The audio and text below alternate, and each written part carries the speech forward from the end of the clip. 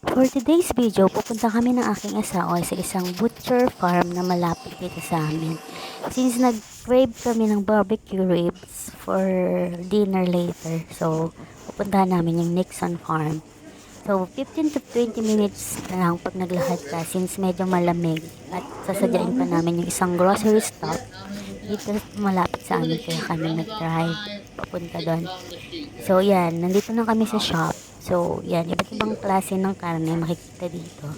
Since local produce siya, so lahat ng mga benta dito from their farm. So from meat to pastry, nandito lahat. So nandito fresh din yung mga eggs nila dito.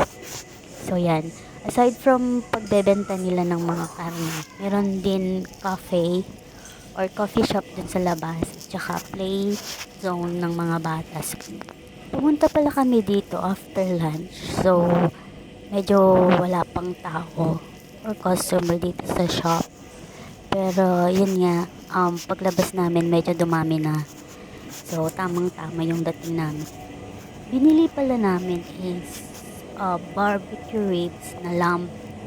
So since medyo nagsawa na rin kami dun sa pork chicken, so since medyo matagal na rin kami hindi nakakatikim ng lamb ng aking asawa, so yun yung binili namin. Etong butcher farm pala na to is open from Monday to Saturday, 9 a.m. in the morning to 4 p.m. in the afternoon. Hindi ko sure if nakabukas sila Sunday.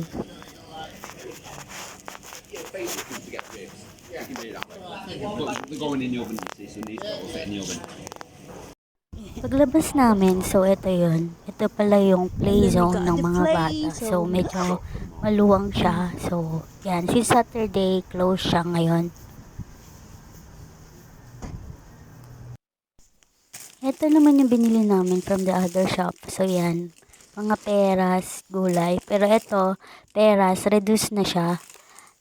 So dito kasi pag expire na yung gulay prutas, so rini-reduce nila yung price para mabili agad at hindi mapunta dun sa food waste nila. So yan.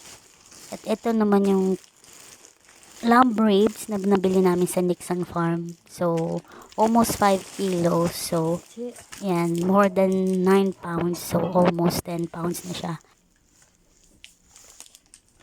Tapos yan, mga reduced stuff. Yan, galing sa isang shop din. At eto na yung ribs. Bye!